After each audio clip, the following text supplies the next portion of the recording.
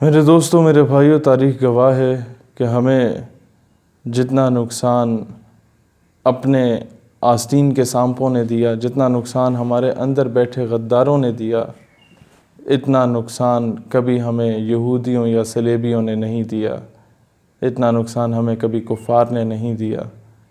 لہٰذا یہ بات غلط ہے کہ انگریز آپ کے خلاف سازش کر رہا ہے۔ اقبال رحمۃ اللہ علیہ نے کہا، یورپ کی غلامی پہ رضامند ہوا تو، مجھ کو گلہ تجھ سے ہے، یورپ سے نہیں ہے۔ کہ ہم جب تک نہیں چاہتے کوئی ہمارے خلاف سازش نہیں کر سکتا۔ ہم لوگ خود فرقہ واریت کی بھینٹ بننا چاہتے ہیں۔ ہم لوگ خود اپنی 1.5 اینٹ کی مسجد کو بنا کر اپنی سستی شہرت کے لیے ہم لوگوں نے فرقہ واریت کی ہوا کو پروان چڑھایا۔ ہم لوگوں نے خود اپنے سیاسی مقاصد کے لیے لسانیت کی بنیاد پر اس قوم کو تقسیم کیا۔ اور قوم ڈزنٹ مینز اونلی پاکستان۔ ہماری ملت یہ قوم سے مراد اسلام ہے۔ First we are Muslim then we are Pakistani.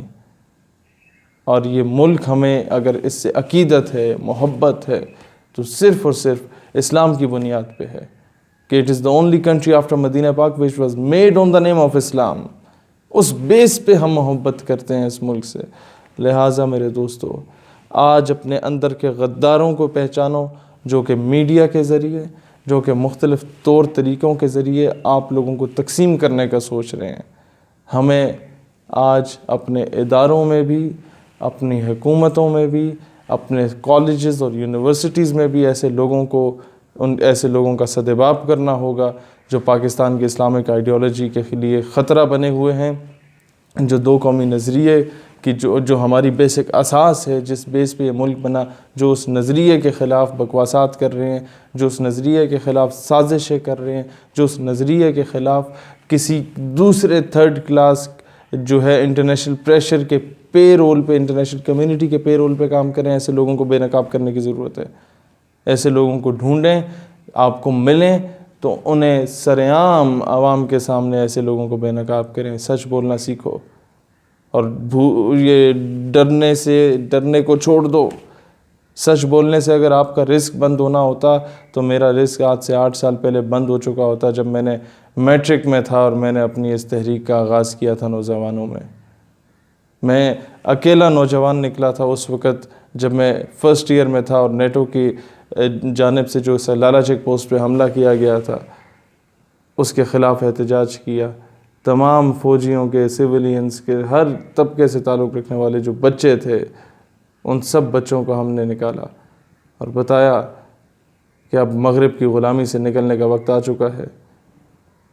اور جو آپ کی ان باتوں سے خائف ہے، جو ڈر کے آپ کے مقابلے میں آئے گا، وہی ان کا غلام ہوگا۔ کیونکہ آج شاہ سے زیادہ شاہ کے وفادار بنے پھرتے ہیں۔ میں فیصل آباد میں ایک جگہ گیا، میں نے اوپنلی کہا کہ امریکہ از اسپریڈنگ ٹیررزم۔ جو امریکہ کی ایک خاتون تشریف لائی تھیں، انہوں نے کہا کہ جناب you have done a wonderful speech and I feel sorry for it, کہ ہمارے ملک میں بہت زیادتی کی مسلمانوں کے ساتھ۔ لیکن وہیں پر موجود ایک آفیسر تھا جو کہ کہتا تھا، آپ دہشت گردی کا درس دے رہے ہیں، آپ انتہا پسندی کا درس دے رہے ہیں۔ یہ تھرڈ کلاس لوگ شاہ سے زیادہ شاہ کے وفادار بنے پھرتے ہیں۔ ایسے لوگوں کو بے نقاب کرنے کی ضرورت ہے۔ یہ آپ کے ہر ادارے میں موجود ہیں، جو آ کے آپ کو ماڈرنزم کے نام پر آپ کو ڈی ٹریک کرنے کی کوشش کی جاتی ہے، اینٹی اسلامک کرنے کی کوشش کی جاتی ہے۔ جو ہمیں حالات کے مطابق چلنا چاہیے۔ حالات کیسے حالات آپ اور میں ہی بناتے ہیں۔ ہم لوگ بندے کے پتر بن جائیں تو حالات بھی ٹھیک ہو جائیں گے۔ حالات پہ کیوں روتے ہو کہ حالات ایسے ہیں لہٰذا ہمیں ان کے مطابق چلنا پڑے گا؟ نو، غلامی کرنا چھوڑ دو، دہشت گرد کو دہشت گرد کہنا سیکھو۔ الٹیمیٹلی آٹومیٹیکلی حالات بہتر ہوں گے۔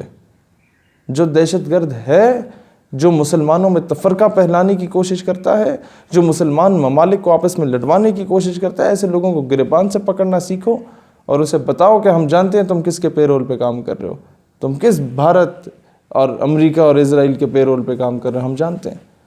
2-4 بندوں کو اس طرح بے نقاب کیا جائے تو آٹومیٹیکلی یہ قوم بیدار ہو جائے گی، اور باقی جو اس طرح کے غدار ہیں وہ نشان عبرت بنیں گے، وہ عبرت حاصل کریں گے، بلکہ وہ اس طرح کی حرکت کرنے سے پہلے 100 مرتبہ سوچیں گے کہ کہیں کل ہم تو نہ پکڑے جائیں۔ میں تو بلکہ آرمی چیف سے یہ بھی درخواست کرتا ہوں، ایسے لوگ جنہوں نے CIA کے پیرول پہ کام کیا اور وہ پکڑے گئے، ان کو سرعام پھانسی دیں۔ ایسے لوگوں کو سرعام پھانسی دیں جو ملک کو توڑنے کی بات کرتے ہیں، ایسے لوگوں کو ان کے ساتھ پھانسی دیں تاکہ انصاف کے تقاضے پورے ہوں۔ اور جب ایسے 2-4 لوگوں کو پھانسی دی جائے گی تو آٹومیٹیکلی ایک آفیسر، وہ کسی بھی فورس سے تعلق رکھتا ہو، کسی بھی سرکاری یا غیر سرکاری ادارے سے تعلق رکھتا ہو، وہ اپنا ایمان بیچنے سے پہلے 100 مرتبہ سوچے گا کہ کہیں مجھے بھی کل ٹانگا تو نہیں جائے گا۔ یا آپ جو کیسز کو لٹکا دیتے ہیں نا، اور پھر انٹرنیشنل پریشر آتا ہے، اسی وجہ سے آج تک شکیل آفریدی کو آپ لوگ پھانسی نہیں دے سکے جو غدار تھا، اسی وجہ سے آپ لوگ آج تک کلبھوشن یادو کو پھانسی نہیں دے سکے۔ مجھے تو ڈر لگ رہا ہے کہ شاید ان کو بھی آپ لوگ پھانسی نہ دے سکیں، جو آپ نے سول کورٹس کے حوالے کر دیا انٹرنیشنل پریشر میں آ کے۔ آپ لوگ جب آسیہ ملونہ کو واپس بھیج سکتے ہیں، آپ انہیں بھی واپس بھیج دیں گے۔ جب انٹرنیشنل پریشر میں آ کے آپ ممتاز قادری کو پھانسی دے سکتے ہیں، ایک عاشق رسول کو، تو آپ انٹرنیشنل پریشر میں آ کے ان کو بھی بخش سکتے ہیں۔ لہٰذا justice delayed is justice denied, انصاف کو جتنا اس میں تاخیر کرو گے، اس کا مطلب ہے آپ انصاف نہیں دے پاؤ گے۔ پھر عوام بھی سو جائے گی، جذبے بھی پست پڑ جائیں گے، اور تب پھانسی بھی نہیں دی جا سکتی۔ جہاں جو غدار ملے فی الفور، کیونکہ غداروں سے جتنا ہمیں نقصان پہنچا اتنا یہود و نصارہ سے ڈائریکٹلی نہیں پہنچا، وہ اپنے ہی ان موروں کو انٹروڈیوس کراتے ہیں۔ اور ان کے علاوہ بھی کئی ایسے لوگ ہیں، ہمارے جوڈیشری میں کئی ایسے لوگ موجود تھے جو کہ پرو قادیانی کام کرتے رہے، جو کہ کسی اور کے پیرول پہ کام کرتے رہے، یا کسی اور کے لیے کام کرتے رہے، جو پاکستان کی آئیڈیالوجی کے خلاف کام کرتے رہے، جو ناموس رسالت کے مجرموں کو رہا کرانے میں اپنا کردار ادا کرتے رہے، وہ بدبخت بغیرت لوگ۔ ایسے لوگوں کو لا کے سرعام پھانسی دینے کی ضرورت ہے، تب جا کے یہ ملک ٹھیک ہوگا۔ قصور کوئی 100 روپے کی چیز کسی کی چوری کر دے، اس کے تو ہاتھ کاٹ دو گے، اس کو تو 14 سال تم لوگ جیل بھیج دو گے، اس کو تو 20 سال جیل بھیج دو گے۔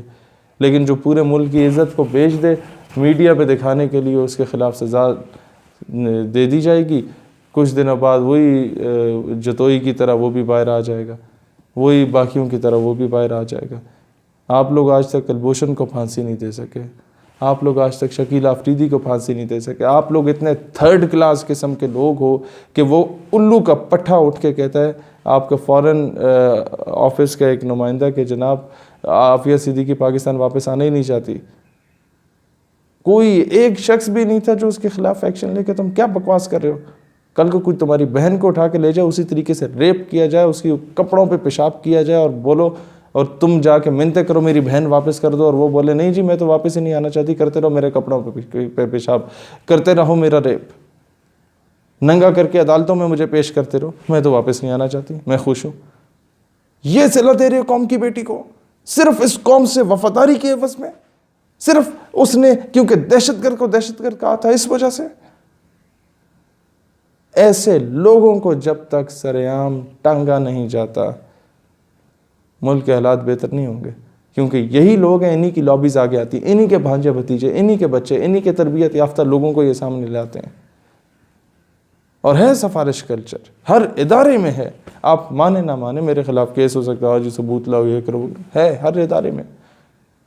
یہ ایسے ہی لابیز کو انٹروڈیوس کرایا جاتا ہے۔ سب سے پہلا تو ہمیں وہ تحفے میں جو فارن منسٹر ملا تھا وہی حرامزادہ قادیانی تھا، ظفر اللہ۔ تو ایسے ہی لوگ اپنی لابیز کو انٹروڈیوس کرا رہے ہیں۔ آج بھی ہر ادارے میں شراب اور عورت عام ہے، اور کئی جگہوں پہ تو آپ ان سینئر آفیسرز کی محافل میں بیٹھو اور آپ شراب پینے والے نہ ہو اور شراب سرو کی جا رہی ہو اور آپ انکار کر دیں نہیں جی میں نہیں پیتا، تو حقارت کی نگاہ سے دیکھا جاتا ہے۔ میرا ایک دوست ہے، سابق MNA رہ چکا ہے پیپلز پارٹی کا، مجھے کہتا ہے ہم ایک ملک میں گئے، ملک کا نام نہیں لینا چاہتا کیونکہ پھر سارے اسے کہیں گے یار ساڈا راز لیک کر دیتا ہے۔